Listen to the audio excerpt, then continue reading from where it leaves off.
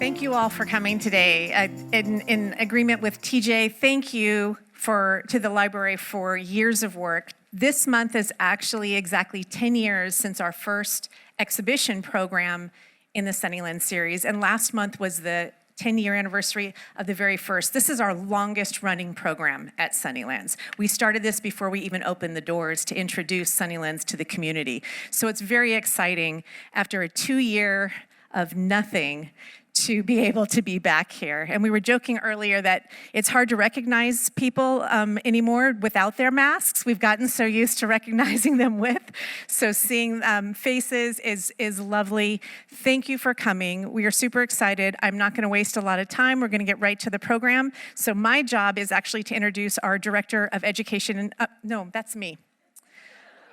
Our Director of Collections and Exhibitions, Ann Rowe. Thank you, Micheline. Hi, everybody. Thank you so much for being here. As people who run a public space, it's so happy to get back to doing what we love to do. So we're so thrilled to see you all.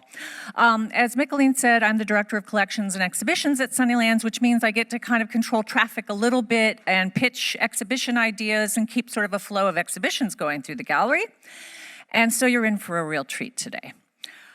So for those of you who might not know, Yaacov Agam, who's still alive and lives in Israel, he was super wildly popular around the world, and he was really popular here in this valley. And we know this through the evidence of two things based on the work our scholars bring to us today. Katherine Hough worked at the Palm Springs Art Museum, and she was its chief curator for how long? 43 years in total.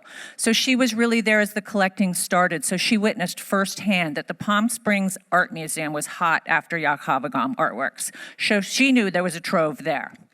Frank Lopez is our archivist, librarian, and researcher at Sunnylands, and he also knew there was a treasure trove of Agam at Palm Springs Art Museum, but he also is the archivist/librarian at Sunnylands. So he is in both institutions, and he knows firsthand that Walter and Leonore Annenberg were collecting Agam at a pretty fast clip in the 70s, actually more than any other contemporary artist. So he was their favorite, we can conclude.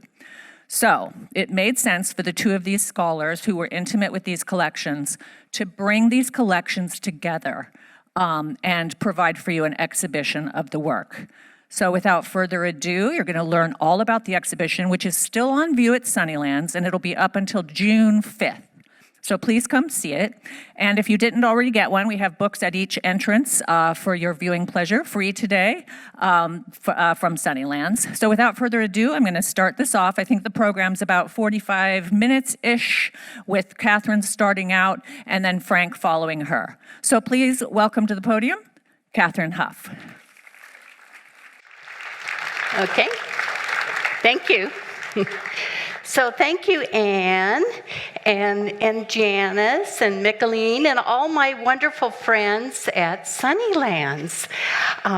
It's so wonderful to collaborate with Sunnylands, one of my favorite place in the desert, and I'm so happy that you're open again so we can visit before it gets too hot. So I'm going to tell you about an incredible man and artist. So Israeli artist Yaacov Agam is internationally known, and his artworks are held in museums all over the world, public spaces, and private collections. Today, I'll give you a brief introduction on the global impact of this famed kinetic artist and how it all began. The artist was born in 1928 and has worked primarily in Paris and Israel since 1951. And he even continues to work today in Israel at the age of 93. So it all began in Paris. Paris in the 1950s must have been very exciting. I just have heard about that. I wasn't there. So Agam gained recognition at the early age of 25 in Paris in 1953. He had a one-person show at Gallery Craven, where he was discovered by the art world. It is rare that an artist achieves fame so quickly with only his first show. That doesn't really happen today, I don't think. So, I think that Agam was at the right place, Paris, at the right time, the 1950s, with fresh new art that no one had ever seen before. Gallery Craven also showed the art of Americans from both North America and South America, whom Agam became acquainted. Agam first showed wall reliefs that he called transformable pictures. And he encouraged the spectator to physically rearrange the abstract, movable elements to create their own design. This was a magical way to think about art and take an active role in the creative process. Touching art and moving its elements was rather shocking at that time in the galleries and museums, so his show became quite the rage among art goers. The second series he showed in this groundbreaking exhibition were the Polymorphic Paintings that consisted of fixed designs that the artist painted on parallel wedge-shaped strips, distinct patterns on opposite sides of the prism strips merged and changed as the spectator physically moved in front of the relief painting, and then to the extreme left and to the right sides of the work. This was a captivating experience for the spectators. And you can imagine how lively the gallery became as viewers were almost skipping around together and bumping into each other. The gallery's collectors, critics, and artists whom Agam befriended were impressed with this new innovative art, and soon came to understand that Agam was charting a brand new future for art making. He was challenging and overturning the accepted notion of art as a fixed image. From this day on, Agam's art practice has been committed to the participation of the public in the creative process. In those early 1950s, Agam adopted the term kinetic to describe his own artworks. It is well documented that Agam's first solo exhibition at Gallery Craven is considered the first one-person exhibition in the history of art devoted exclusively to kinetic art.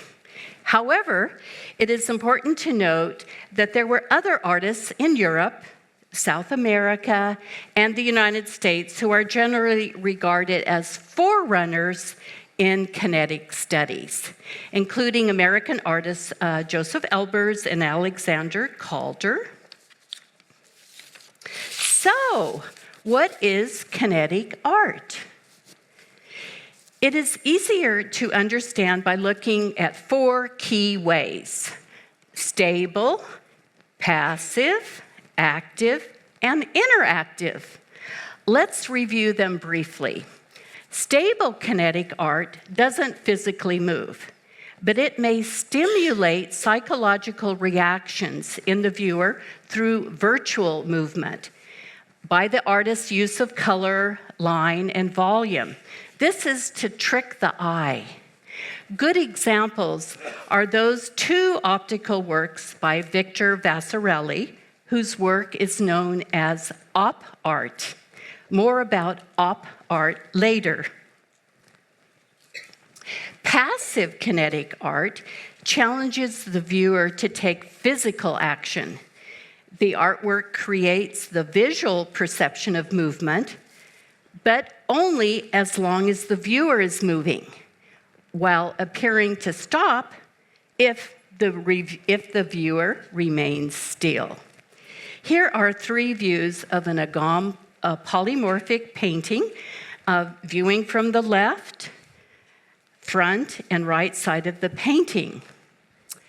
It's hard to imagine that these 3 different views are of the same artwork, the same one. So I invite you to take a special moment to view this painting in person when you visit Sunnylands tomorrow or this weekend. I want to go back. Active kinetic art is recognizable because it self-generates movement, either from the wind, electricity, water, or another energy source. Imagine this Alexander Calder mobile moving in a breeze. This is one example of active kinetic art. Interactive kinetic art requires direct interaction from the spectator. The artwork does not move on its own or from another source, but it requires that it be activated through physical contact or intervention from a spectator, such as these 2 Agam sculptures. The movement elements are physically manipulated by a viewer. These views show possible positions, but it's up to the individual to create his or her own design. Watch the square sculpture on your left. Whew, that's kinetic art. Wasn't that exciting?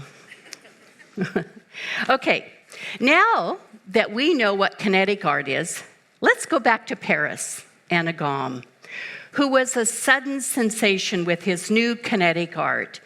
The intellectual Parisian art crowd, including famed gallerist Denise René, looked at Agam's work seriously. And you know what? She stole him away from Craven Gallery, where he had his first solo exhibition. In 1955, Denise René included 18 works by Agam in her landmark exhibition titled The Movement, where she spotlighted her young Agam artist by showcasing his work alongside those of well-established masters. She was a really smart gal. Here are publications from her landmark exhibition, The Movement, in Paris in 1955. And Denise hosted lively salons where her artists would gather to discuss and debate. These gatherings drew huge, lively crowds. Agam is on the left, with Denise pictured in the center of her artists, whom she promoted. Denise's gallery set the pace for art world insiders and became a natural gathering place to introduce Agam to prominent artists, influential collectors, and intellectuals of their generation. Here is Denise with her boyfriend, Victor Vasarely, who was an optical artist, and her partner in the gallery. Agam is standing behind in the center. He looks like he's scoping us out. This was a time in Paris for extravagant receptions held for artists, collectors, and other members of the avant-garde. And the galleries and museums were places where abstract art and fashion came together too. Fashion designers were inspired by geometric art. Okay, now It is in the 1960s when Agam's art was selected for the blockbuster exhibition at the Museum of Modern Art in New York City, titled The Responsive Eye, where the terms optical art and kinetic art were formally recognized and introduced to American museum goers in 1965. This show traveled throughout the United States, even including California, introducing the work of Agam to the West Coast for the very first time. The exhibition prominently included Agam's monumental work that was 9 feet tall and 13 feet wide. That's pictured on the left. These are black and white photographs because I don't think they took color in those days. But the eye-catching color and vertigo-inducing works swept the art world and enamored viewers. Works by Agam, along with his peers, appeared on the walls of major museums around the world and heavily influenced architecture, design, and kinetic and op art fashions. Does anyone remember these? The fashion on the left is kinetic, and elements of the design actually move with the model. The image on the right is op art. See the color image on the top right, the little one? The model is standing in front of Agam's monumental painting that we just saw in the MoMA exhibition. I feel like we need some music here, maybe some kinetic music. Okay. It is imperative to recognize that gallerist Denise Renee and Agam had a lifelong business association as she continued to promote and sell Agam's artwork throughout her almost 60-year career until her death in 2012 at the age of 99. Denise was one of the foremost champions of kinetic art in Europe, and her gallery continues to thrive even today, still featuring Agam's artworks. So if you're on the left bank in Paris, stop by her gallery. Denise Renee reminds me of a Coco Chanel type person, but in the art world. I think we need to do some more research on Denise, because I love her. Okay, through the decades, Agam's works were included in one landmark exhibition after another. Greater attention has been given to Agam as a worldwide influencer who has been recognized as a trailblazer in the kinetic art movement. In 1980, the Guggenheim Museum in New York presented the exhibition Beyond the Visible that merged the themes developed by Agam over the span of his entire career. Agam has spent his lifetime transforming his concepts about the physical, psychological, and spiritual universe into artworks that express time, movement, and space. You got that, right? In November 2017, a brand new museum was dedicated to the colorful works of the world-renowned kinetic artist Yaacov Agam Museum of Art, opened in Rishon LeZion, the birthplace of the now 93-year-old artist whose career has spanned nearly 70 years. And now, let's circle back to the Coachella Valley to learn about Agam's influences here.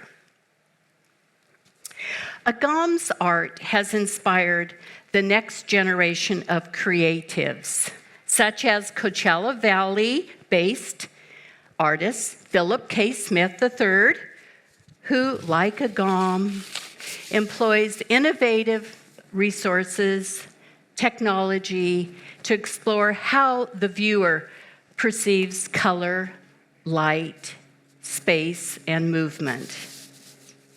Now, I'll turn the presentation over to Frank Lopez, who will tell us amazing stories that connect Agam with the Annenbergs. There you go.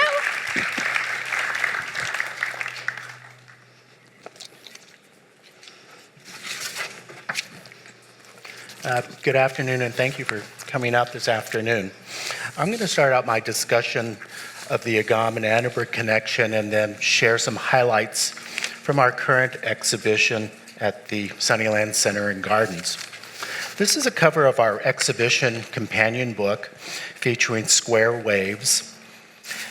The title, In Motion, refers to kinetic art, art that moves, and the subtitle, Agam at Sunnylands, pays homage to two early Southern California shows. We have the Agam in Los Angeles show in 1973 and the Agam in Palm Springs in 1976. So who is Yaacov Agam? Here we see Mr. Agam in front of an Annenberg commissioned painting called Situations. There are a couple of bullets here I wanted to bring to your attention. The fourth bullet is his religious upbringing influenced his artistic view and creative output. And the last bullet, Agam was the Annenberg's favorite contemporary artist with 16 artworks, 9 of which remain today in the collection, acquired during a period from 1976 through 1981. From 1966 to 2009, Leonore Annenberg was a trustee of the Palm Springs Desert Museum and served as the president of the board from 1972 to 1976. As board president, she was involved in fundraising efforts for the $5.5 million E. Stuart Williams designed building. The museum venue is where the Annenbergs first met Agam, leading to a lifelong relationship from 1976 to 2009. The museum groundbreaking, over on the left, occurred on January 5th, 1973. And in this photograph, we see trustees Luella Maslon, Walter Marks, Leonore Annenberg, and Barbara Firestone. The opening day ribbon-cutting ceremony occurred on January 24th, 1976, and on the left we have the California Attorney General, Evel Younger, Mrs. Annenberg, with the scissors cutting the ribbon, and Palm Springs Mayor William Foster. Luella and Samuel Maslon were prominent art collectors and instrumental in connecting Agam and the museum for the inaugural exhibition. So on the left is the colorful cover of the 1976 exhibition brochure, which includes a list of 92 artworks displayed in the Annenberg Art Wing. We see here on the right a very helpful woman lending her hands and her back to hold up a poster for Agam to sign. The entrance of the museum exhibition gallery was documented by famed architecture photographer Julia Schulman, who also photographed the museum. On January 29, 1976, a dinner was held in the Annenberg Art Wing for Ambassador Gifton, the Los Angeles Consul General of Israel. Here we see Agam and Annenberg ascending the museum staircase. Agam is wearing a white suit with a black backside and a chain necktie, most likely his own creation as he created jewelry. Not to be outdone, Ambassador Annenberg is very dapper in his velvet jacket and plaid pants, the stylish look of the mid-70s. Too bad the photo is in black and white. The Annenbergs acquired their first Agam artwork, Square Waves, directly from the 1976 Palm Springs show, and later acquired or commissioned other Agam works for their Rancho Mirage home and the Triangle Publications offices in Radnor, Pennsylvania. Today, Square Waves remains in the original poolside location. The polished aluminum tubes move with a slight breeze or a slight touch. An outdoor Agam gallery was curated by the Annenbergs, but why was Agam featured is not known, but our best guess, it was probably a combination of artistic, political, or religious elements that captured the Annenbergs' interest in the artist. The gallery included the poolside sculpture and 3 large paintings displayed along the north, south, and west terrace walls. This area served as an entertaining focus, engaging guests and promoting discussion in a relaxing setting. It also served as an extension of the inside-outside desert living concept. The placement of our outdoors resulted in fading and flaking of paintings. 2 works have undergone conservation treatments in order for us to be able to present them in the exhibition. We know that Agam visited Sunnylands on at least 2 occasions as documented in the guest book entries. The installation of Square Waves in 1976 and the installation of Sunnylands in 1980. So Agam creates his colorful signature by holding several pins in his left hand and a single motion Agam. So on the right side arrow under the Agam, we have a humorous note from Newton and Josephine Minau on the occasion where they visited Sunnylands and stayed on December 1980. They met Agam and wrote, like Agam, Agam plus Agam plus Agam plus Agam. Surely a reference to the artist's multiple signature style, but perhaps a nod to their many stays at Sunnylands. They signed the guest book on at least 6 occasions. The Annenbergs introduced Agam to many of their friends, including President Ronald Reagan and Nancy. So on the right, we see a picture of Peace Star, which is the merging of the 5-pointed Star of Islam and the 6-pointed Star of Israel, created by Agam for the Camp David Accords. These agreements were signed by the Egyptian President Anwar Sadat and the Israeli Prime Minister Menachem Begin on September 17, 1978. And on the right, in 1972, the French President Georges Pompidou commissioned a Salon Agam room at the Élysée Palace. This propelled Agam to international art stardom. President Pompidou passed away in 1972, so he did not see the final work. But today, the work is installed at the Pompidou Center in Paris. Our exhibition, we have provided bilingual English and Spanish texts and labels throughout the show, exhibition walls. So during my research for the exhibition and book, I discovered 2 art magazine advertisements from the late 70s, which helped to guide us in our design elements, the font style, and the placement order of a series of prints. What I find really interesting is that you could use the coupon to purchase one and another series by sending a check for $3,500 and receive one of a limited edition of 180 signed seriographs in a cloth-covered portfolio box and poem print. Our exhibition is a partnership with the Palm Springs Art Museum and supplemented by loans from the Birmingham Museum of Art and Mrs. Diane Deschamps, Leonore's daughter.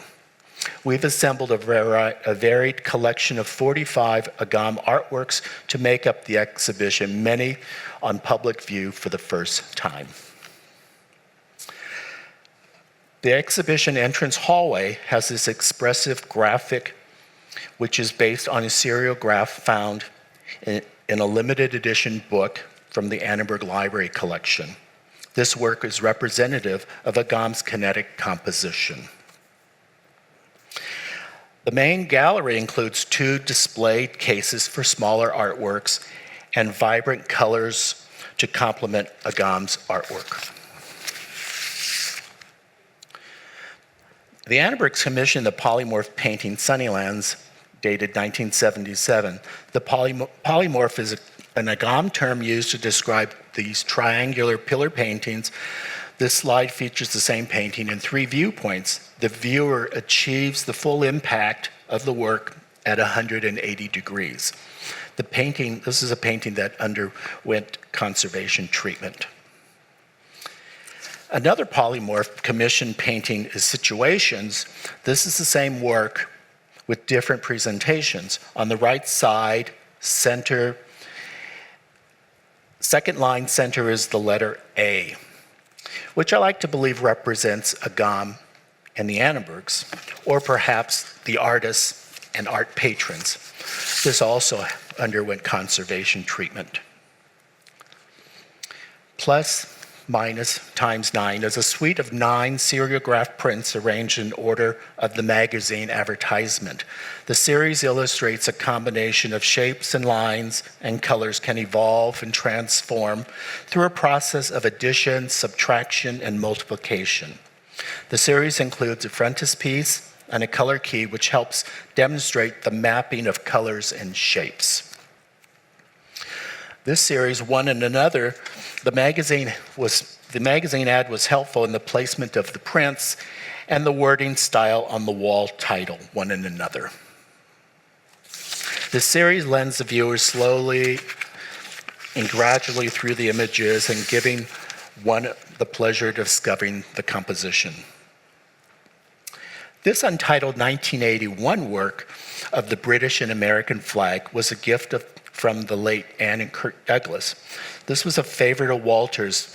It represents perfectly his tenure as U.S. ambassador to the Court of St. James's from 1969 to 1970. And I get that to work, yep. So this you could see front and back. So agamographs. In this case, we have several agamographs, another term created by Agam in 1971.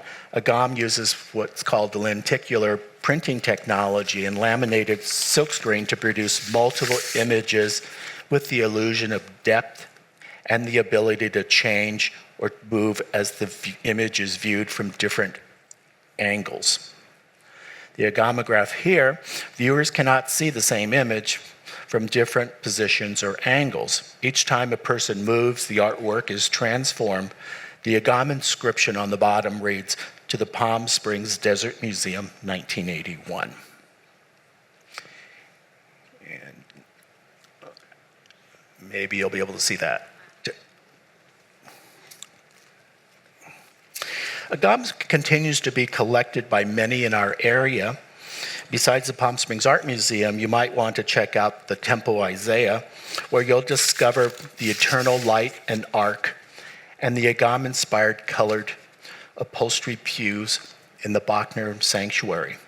The seriographs on the south wall were presented to Rabbi Hurwitz and the temple in 1976, the same year as Agam's Palm Springs exhibition. Agam's association with the Annenbergs was primarily of a business nature. However, Agam did send enduring items over the 30-plus year association. The Sunnyland archives includes letters, cards, books, magazine clippings, photographs, and other ephemera documenting this relationship.